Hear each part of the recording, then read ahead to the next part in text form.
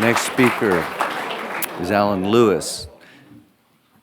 The first time that I heard Alan was at a National Organic Coalition meeting. I walked in and I was one of maybe 3 farmers out of 60 people sitting around a table. And most of them were the white-collar protectors of organic. And they really were. But they were all wearing suits and stuff, and I felt out of place. And Alan got up across the room and started speaking about hydroponic, and I was like, who is that? So here he is, Alan Lewis.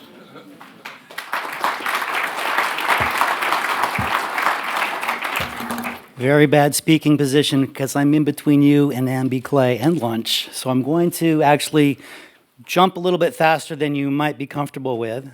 These are my notes. I just didn't want to scare you that this is my PowerPoint. Bullets, yay. Natural Grocers, 64-year-old company, founded 1955 or so, still run by the children and grandchildren of the founders. They're in every day running the company, 150 stores west of the Mississippi. So what are we known for? Well, if your dairy product isn't from a pasture dairy, if your cows aren't on pasture, we're not going to sell that. It doesn't matter. If your beef isn't naturally raised, never ever, we're not going to sell that. If your eggs are not free range or pastured, we're not going to sell that. And it goes on and on. We set a standard it is a standard, which means you don't go below that.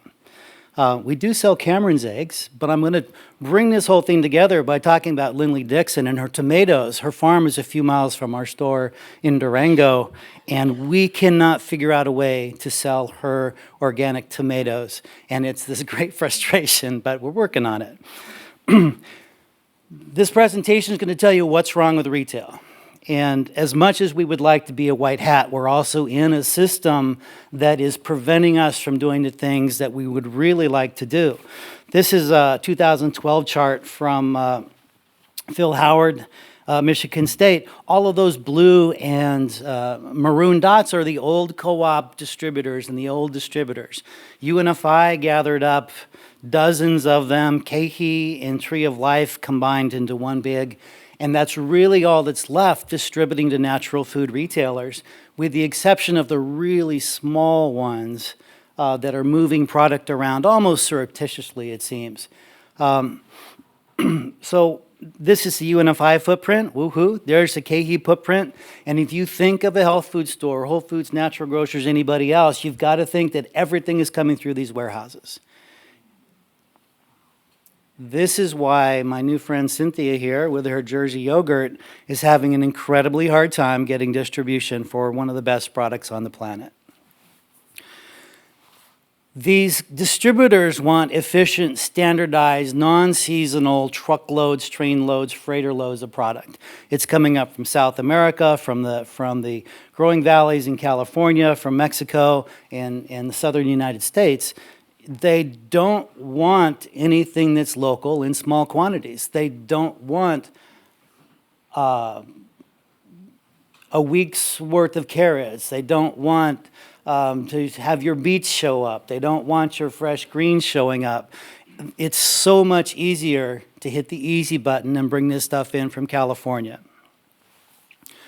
So here's one of our landscapes. Next week I spend at Expo West, 90,000 attendees at this natural product show, 3,500 brand booths, tens of thousands of products being pitched there, theoretically bringing in natural and organic ingredients to make these products, theoretically. But here's really what happens. I think you can read that, but in the natural products channel, which is Whole Foods, Natural Grocers, Earth Fare, the independent natural health food stores that we've heard about, there are only 116,000 products that had sales in the last 12 months. And just to zoom in a little bit, of those, organic was 25,000 or 8% of the total.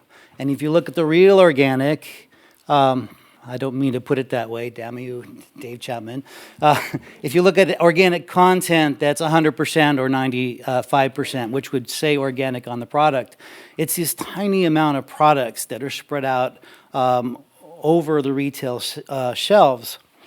Here's a cute picture of our retail store, but remember this, that's 14,000 SKUs, including supplements, body care, meat, produce, bulk, dry, dairy, frozen. So those organic products and those 116,000 natural products, there's no place for the industry to sell them. It's hyper competitive.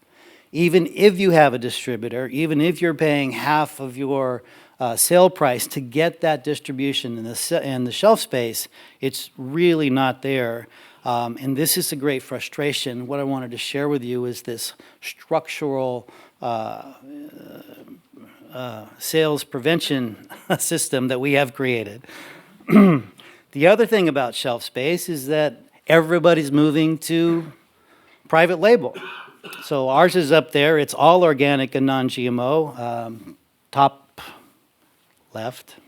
Sometimes I have a hard time with that. There's the Whole Foods 365, and then Sprouts, you know, a little $4 billion fake natural grocer, and then Simple Truth, which is now $3 or $4 billion. It's only been around for a couple of years. That's from Kroger, the Kroger company. And if you are making a successful natural foods product, whether it's a yogurt, a cheese, or whatever, if you actually get traction in the system, then what happens? Well, Spins is monitoring all of these sales. Spins is partnered with Nielsen. Every time you put your credit card or cash down and you make a purchase at a store, they're capturing that data. They know what's in your entire ticket. They know how often you bought that. They're taking that information and washing it up. So this is a pretty big percentage of the natural food space where produce, natural products, cheese, the yogurt, all sorts of things end up. And by the way, Whole Foods is actually on here, but they have a private data collection and system through Spins, and no one has access to that except Whole Foods. So if you add that in here, what's the result of Spins controlling all of this? Well, first of all, they are constantly telling us what's going to sell next year. They have yet to call me and say, Lindley Dixon's cherry tomatoes in Durango are the big thing, right? This is massive data collection overlaid with GIS, overlaid with all sorts of trends and demographics. It's run through artificial intelligence, machine learning, predictive analytics, and all of those companies I just showed you are being told what to buy by Spins. 90 plus, maybe 95% plus of the products that you see on a retail shelf were not chosen by the retailer. Now Cynthia, who I talked to earlier, is like, oh, well, that makes sense now. Yeah, I'm sorry. Related to that is all of these companies are run by massive enterprise resource planning modules. These are not good at small products, regional products, off-brand weird products, specialty products that we all know appeal to a certain segment of the consumer, but they are completely biased towards larger scale corporations, aggregated buying, aggregated production. Shifting a little bit, this is a little bit outdated, but all of those brown blobs were smaller companies or brands that were purchased by the larger yellow blobs. We're going to dig down into the middle. This is just Hain Celestial. Look at everybody that they acquired. And here's, so you can see the brands. So, most of these are really familiar to you. But my title of my talk included the idea of the easy button. And if you are a buyer with 150 stores in 19 states, or Whole Foods with hundreds of stores, or Sprouts or Trader Joe's with hundreds of stores in 50 states, who makes sense to buy from, right? First of all, the distributors, the two remaining distributors, they're cutting deals with these big companies. They don't have to go to 30 different brands and cut 30 different deals. They're going to Hain Celestial and saying, what do you got? What price will you give me? What terms will you give it to me on? And then and then the distributors are going to say, okay, we're going to support these. And they are very carefully looking at their margin. They're publicly reporting every 90 days. Every penny matters to them. So the easy button comes in where KeHE or UNFI is going to say, let us reset your store. And when I'm traveling around the country and on vacation, my wife gets to enjoy going into every grocery store we pass.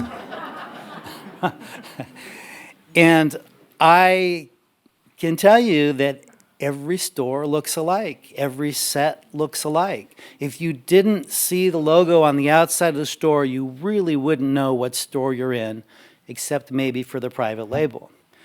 So imagine if you were trying to create a better chip, a better yogurt, a better egg, a better chicken, and you're trying to go to a retailer, even a white hat retailer who really wants to help you out and say, yeah, I've got this great thing, I want you to sell it. The barriers to entry are just overwhelming. And just in case no one ever mentions it, this is Dave's nemesis. This is Wholesome Harvest, which does the peppers and tomatoes down in Mexico and Arizona. And now they have Wholesome Berries, which was mentioned a little bit earlier. So not only are you seeing these products at a much lower price on the shelves, taking that incredibly valuable shelf space, but there's no differentiation between real grown in the ground berries or real grown in the ground tomatoes. And this is why it's such a big threat to every small producer, because you cannot tell. And by the way, fake organic seeds, that's coming down the pipe. Well, it's not, it's here too. So to try to wrap this up at 13 minutes, this is what used to be the natural products industry. Lindley, if you don't mind me picking on you, could gather up the best, freshest stuff, back up to the back door, offload it, and our people would put it on the shelf, call it local, name it her farm, get a good price for it, write her a check, and life was good. Absolutely, totally impossible now for all but the very smallest, localist retail operations. That's it for me. I'll obviously will be around. If I've raised any questions that you want to talk to, feel free to challenge me on anything. And we'll move on to Ann, you lucky dogs.